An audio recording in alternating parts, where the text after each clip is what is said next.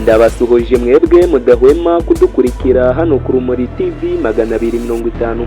Uyu munsi tuzanye amagambo Japhet Mazimhaka yavugiye kuri mikoro za Magic FM cyangwa se mikoro za Radio y'u Rwanda cyangwa se RBA muri rusange. Japhet Mazimhaka rero yasobanuye iby'ubukwe bwa King James aho bugeze.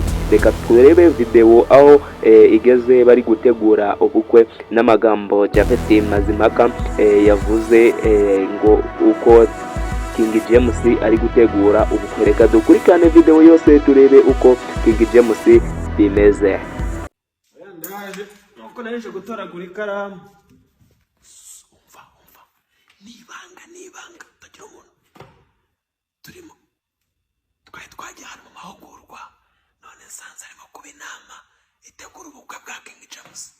Buriya ngo impamvu iratinza gushaka hari umukobwa biganye bakundana King James yo yazibaga n'uwo mukobwa yarasibaga noneho bumvikana ko ngo bazashakana ari uko uwo mukobwa yarangiza amashuri.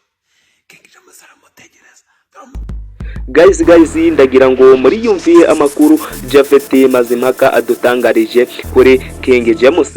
Ati King James ari mu nama bwihishwa n'umukunzi we cyangwa se n'abasore be bazamuherekeza yagiye kurushinga. Ati inama ye ishingiye ati ku mukobwa yiganye nawe yaramutegereje ngo yaje gusibira akamusigaho imyaka 3. King James rero ngari gutegura ubukwe, inama y'ubukwe.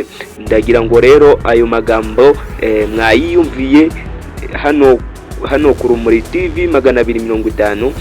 Nditwa This Boy y'u Rwanda mudukande.